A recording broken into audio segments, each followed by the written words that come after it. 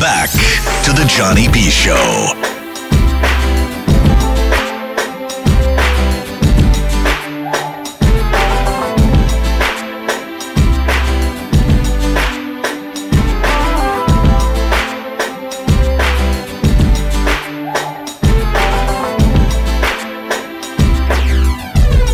Yep. Welcome back. Mixtape Mondays, Johnny B. Show. 102.5 The Bone. It's Real Raw Radio. Live in studio, DJ Don Pablo spinning for you all the way until midnight. How's it going, Pablo? Every day's a holiday. Oh, yeah. I wish it was for real. Of course, we got Anna Hummel here. Yes, you do. And the one and only Nipple Ryan. What up, Ryan? I went to check this nipple situation out for myself. Yeah? You guys are over-exaggerators. No, we're not. No, we're not. It's worse than you thought. No, dude. Really not. You're full nippy. I feel like I owe you money. Yeah? I mean, I'll So take a couple it. dollars. Seriously, dude. I want to. If you're wearing a garter or a G-string, I got some ones on me. Party uniform. I like it. Phone lines are open for you. 727-579-1025, 800-771-1025. Why? Because Rhett Matthews here from the Can of Fire podcast. Every Monday night, 10 o'clock. You can put it down in your phone, set your reminders, a calendar, tell your mom about it, see if she'll call you. Sweetheart, it's time. It's time for our Bucs Break where we talk Buccaneer football. Yes, sir. How you doing, buddy? I'm doing good. I'm hanging in there. I'm slowly but surely getting over yesterday. Yeah. You're you didn't step off the ledge. You walk back inside. Yeah. I realized maybe a few hours after the game that all is not lost, and it was only week 1. I mean, I was disgusted at a lot of things with the game, and let's open it up the right way. So, yesterday, the Tampa Bay Buccaneers opened the 2019 season against the 49ers of San Francisco, whose GM is John Lynch. It really hurt my heart seeing him on the San Fran sideline in his suit. I didn't like it. But the line, I believe, was the Bucs were favored by 1, I believe, the Vegas line. So it was pretty much a pick 'em. I really liked our chances going into this game. I guess I felt better about this game than I should have been. I really liked our chances coming into it. Like you said, the consensus with me was like, all right, this is a 49ers team that we should beat. Yeah. And as the game got closer, like you said, I think the Bucs were only favored by a point or two. So it was kind of a toss-up, but it genuinely felt like a game we shouldn't have lost. I mean, through the whole game, even with all the mistakes that were made and you know, some bad. There was a lot of bad officiating, and it was on both sides, and some suspect blocking. You know, I thought our tackles had a little bit of a rough day. Through all of that, it was set up at the end for us still to win. 2 minutes left, down by 6. We got the ball at the 25-yard line. Let's make it happen. This is the storyline right now that is the only thing people are talking about from this game. People could care less about DeMar Dotson costing us 12 points with 2 holding calls. Well, I thought one of the calls was phantom. One of them was rubbish. And the other one was so ticky-tacky. The second one was still bad. It was really bad. Bucs were denied points, but people don't want to talk about that. They want to talk about Jameis Winston and his 3-interception game. Dude, it's week 1. It's year 5. Mm-hmm. But I get on social media, I get on Twitter, Facebook, whatever it is, and everybody is jumping ship already. Sounds to me like you're having almost a meltdown about it. Maybe. In 3, 2, 1. Holy sh! It's time for another Johnny B meltdown. Go ahead, let him have it, Rhett. Listen, I might be a brave man for wearing my Jameis Winston jersey into the studio tonight. No, you're doing it with no undershirt. That's super brave. Yeah, I know. All the chest hair is popping out. You're nipple Jameis right now. I don't like it. Yeah. Listen, it's week 1 of the season. There are people all over my timeline burning their jerseys, throwing stuff away. Wow. I'm pretty sure I saw a video of a guy on Twitter wiping his ass with his Jameis jersey. Pretty gross. Listen, unless you're doing anything with your unmentionables with your Jameis jersey, just send it to me, dude. If you want to burn it, if you want to get rid of it, throw it out, leave it on the curb, just cannonfirepodcast@gmail.com. Hit me up, let me know, because I'm a little broke and I feel getting you. merchandise is hard. This is my only jersey that fits me, too, so if he sucks this year, it's really going to be a bummer. I gotcha. Yeah, I think week one is, and I think Ryan said this on Twitter. Actually, it's the biggest overreaction Yes. week of any sport Oh, there yeah, is. And you're absolutely. right. Yeah. And the fact is, 16 teams are going to be 0-1 after tonight. So calm the F down. As I'm looking at my phone that has the game on right now off to the side here, the Saints are up by 3 points against the Texans. Texans pull this off. Everybody in our division's 0-1. It's pretty much a wash. Yeah. And I don't want to seem like the eternal optimist when it comes to this team, but if you're a real fan, you don't give up hope after game one. Now, I know we're beaten down for 11 years of this without a I guess you could say 9-7's winning record, 10-6 in 2010, but without a playoff appearance, you're talking 11, 12 years. We're tired. We're beat down. We're disheveled. We want something happy. Yeah, people want to win, and I don't blame them. I feel the same way. We're all tired of losing. Yeah. But we also got to let's look at Jameis Winston. Again, like I said, the only thing people are talking about, because people are already saying we need to draft Tua or Justin Herbert next year. We need to plan for those guys. And that's not what BA was brought here to do. Could you imagine if Bruce Arians, a guy who came out of retirement and not made a promise, but made a damn clear effort to fix Jameis Winston, just gave up after 1 week? That was it. He's like, all right, well, he goes into his press conference and he's like, yeah, that was an S show, so we should Right. go ahead and start planning for the draft, and let's just wash the rest of the season. Dude, I mean, there's 15 games left to be played. Jameis is the type of guy where he's very talented. We've seen it before, but he needs to get consistently good. Of course, and he's only had Bruce Arians, a quarterback whisperer, since February. He's only really worked with them since OTAs. Right. Let me read a stat out here. Let me read a few stats out here that may just open some eyes. Let's do it. A lot of people may or may not know Bruce Arians was the quarterback coach and offensive coordinator for Peyton Manning from his rookie year up to his, I think, 4th year, 5th year. He was Ben Roethlisberger's offensive coordinator. He worked with Andrew Luck, Carson Palmer. Really turned Carson Palmer's career around and almost got him the MVP. Cam Newton beat him by a few points. Well, and think about it as well. That Carson Palmer year, it took him like 7 or 8 games to really figure out what he was doing. Well, it took him about 3 years of Peyton Manning. So let me read you some stats. I have Peyton Manning's first 4 years, Jameis Winston's first 4 years. Here's total yardage. Peyton Manning, 14,311 yards. Jameis Winston, 14,628 yards. TDs, Peyton Manning, 98 touchdowns. Jameis Winston, 88 touchdowns. 10 touchdown differential. Interceptions, Peyton Manning, 67. Jameis Winston, 58. 9 more for Peyton Manning. Completion percentage, 61% for Manning, 61% for Jameis Winston. QB rating, you're going to love this, 86.7 for Manning, 87.8, almost identical for Jameis Winston. Win-loss record, check this one out. Peyton Manning, 22-32 first 4 years. Jameis Winston, 21-33, almost exactly the same. This is over 55 games for Manning, 56 games for Winston. There's people out there that'll actually, and I've seen this argument too, that they'll say the Bucs have trailed so often in his first 4 years that a lot of that's those quote unquote garbage time stats. Well, and So, that's the thing I wanted to kind of say is You don't think the Colts didn't suck when Peyton Manning started with them? I yeah. believe you 100%. They did, yeah. No, but with Jameis, I mean, at the end of the day, he can throw up all of these great stats, and it's fantastic. And I'm a Winston defender. I'm still Team Winston. Like I said, I got the jersey on, man. I'm sorry, go ahead.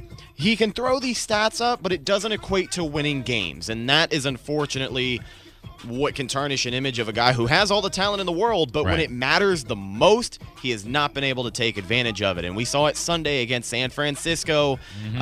Like I said, I like Jameis. I've defended this guy for years. Yeah. I'm not giving up on him yet, but I'm done defending him because week 1 against the 49ers was inexcusable. It was not a good performance. I said before the season started, he has this season for me. Yeah.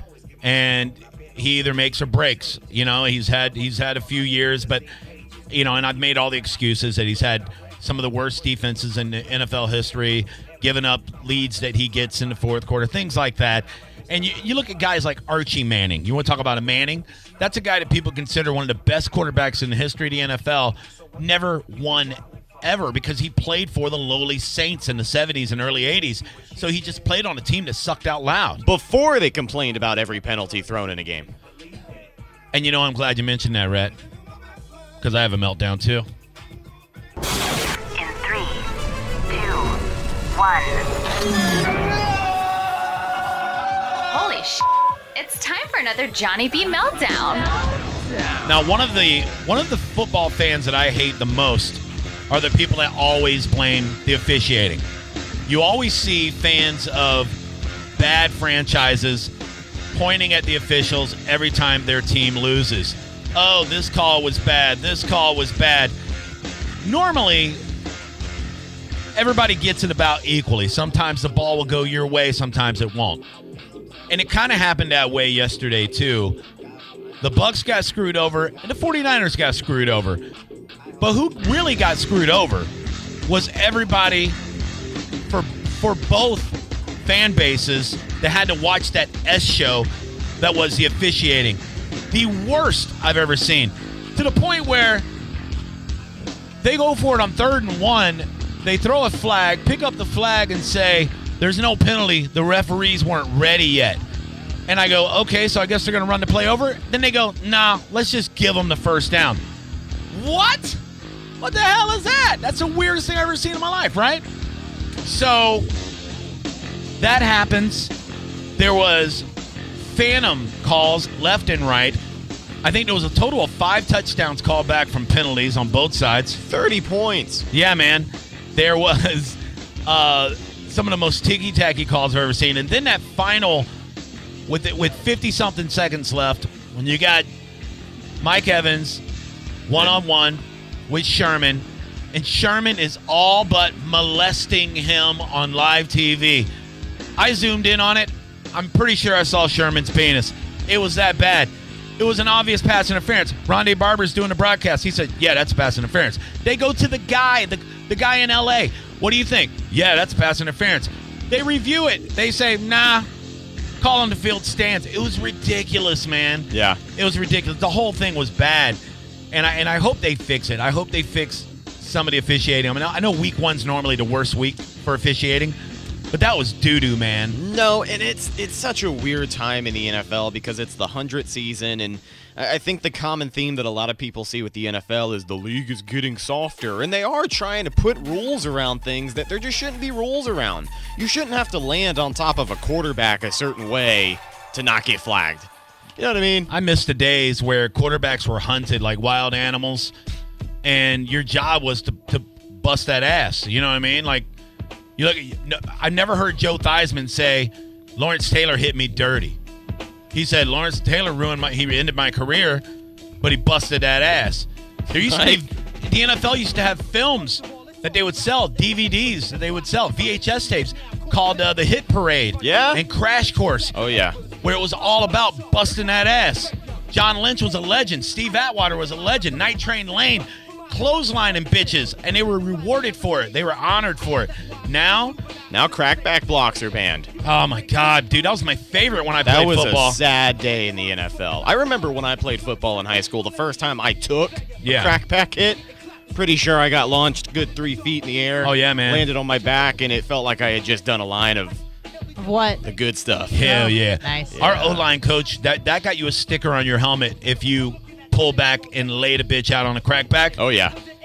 100%. You're getting rewarded for it. So it was bad. It was bad. I was disappointed at how the Quan Alexander homecoming went down.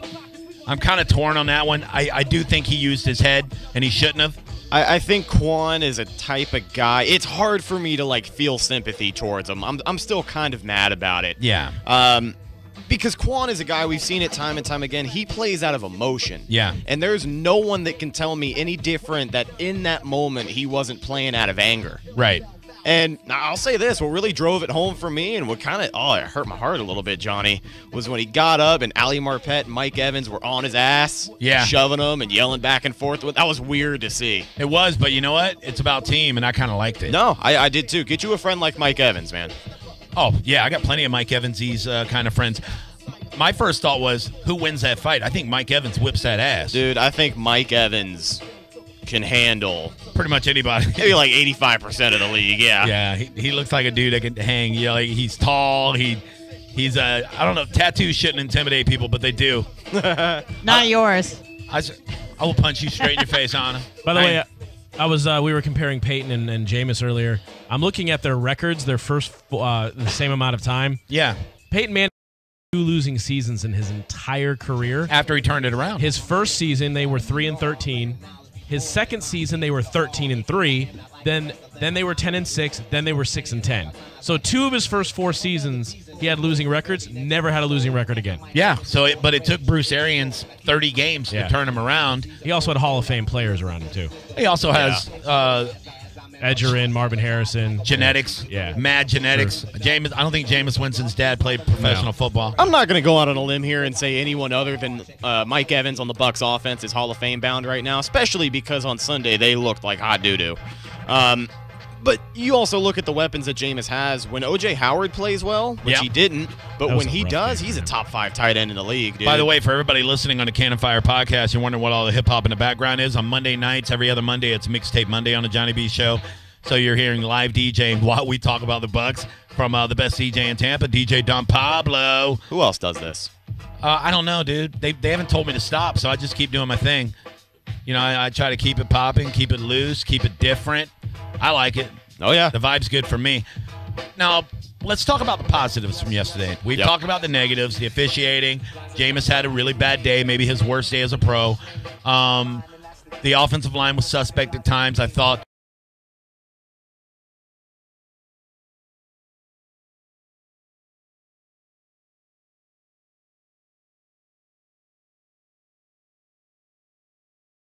His longevity is what you worry about because he's been here forever. Yeah. And we just saw him crumble against San Francisco. We saw it a little bit in the preseason. He got manhandled, but he proved to me on Sunday that he is a little bit of a liability. But good news with that offensive line. Bucs waived Caleb Benenoch today. I saw that. Yeah. Celebrate good time. Bye-bye. Yeah, that should have happened a year ago. That guy sucks out loud.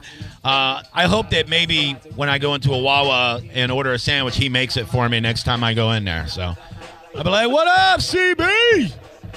Put some extra mayo on it for Daddy. So the positives.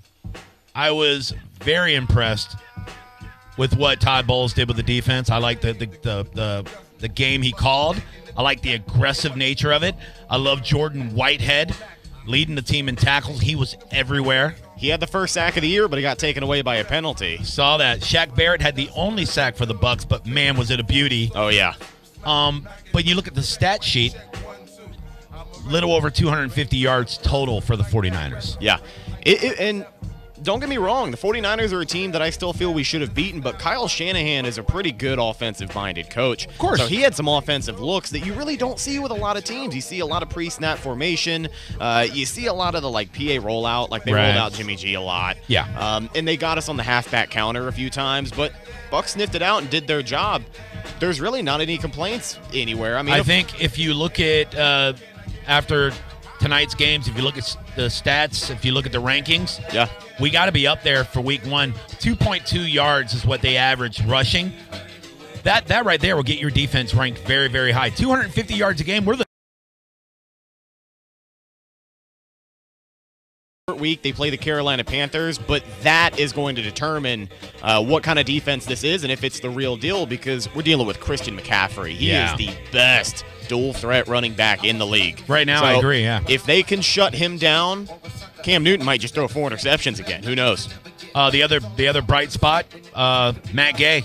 Perfect. Oh, yeah. Yeah, he looked great. And they were right down the middle. Oh, yeah. Extra It wasn't point. even a thought. Yeah, he's wasn't great. Even a thought. Now, Ryan. Yes, sir. On Friday, we made some predictions on how the game would go. Yes, we did. And we got to get you involved this Friday either a call in or text or something. Well, you could tweet it in. Or tweet it in. It's fine. Yeah, man. What we do is everybody on the show we predict the score, and then we predict what the MVP will be, who the MVP will be. So will it be Wednesday night this week because the Thursday game? Yeah. Yes. Yeah, sounds good. Perfect. So what were the results, Ryan Adams? All right, Johnny B. You had Bucs winning 31-17. Oh my God. Flip the script. Yeah. If yeah. those two interceptions were thrown to our guys, I win. Yeah. God damn it. You said your MVP would be Jameis. Wow. You also said Gay would hit a 58-yard field goal. If you add two of the extra points together, it's close. Yeah. I said Bucs win 21-13 with Vita Vea having a great game. Anna said Niners 17-12, so she got the victory right. Jerk. You're welcome. I know things about sports. Who was Thank her you very much. MVP? Garoppolo. Yeah, she said Garoppolo. Nah. He's so sexy. He didn't really have that great of a game. No, really didn't. Their defense.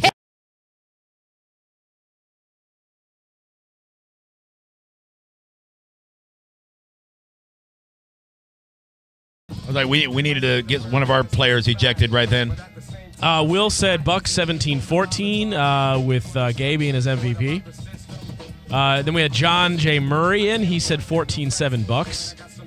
And Brad Gilmore said 74 to 20,000 Bucs. He knows nothing about football. So I win. What do I get now? Oh, I got you something right. I got you right. I know. Yeah, that's what I thought. That's what you get me every time. You're number one. Thanks. I bet you're feeling pretty smug right about now, aren't you? I do. Yeah? Yeah. Jerk face. Yep. All right, so Wednesday night you should call in Wednesday if you can't come in. That'd be cool, man. Yeah, call in. That way you could we'll do the prediction segment with you. We'll do it. We always do it in the last part of the show, so it'll be like 10:30. I'm not 11:30. I apologize. Okay. So we'll do our predictions and kind of set up the game. I think it's a must-win game. Yeah, it's hard. Is it? Yes. I mean, listen, you talk about the possibility of the Bucs. This isn't a bad Panthers team. They barely lost to the Rams. Mm-hmm.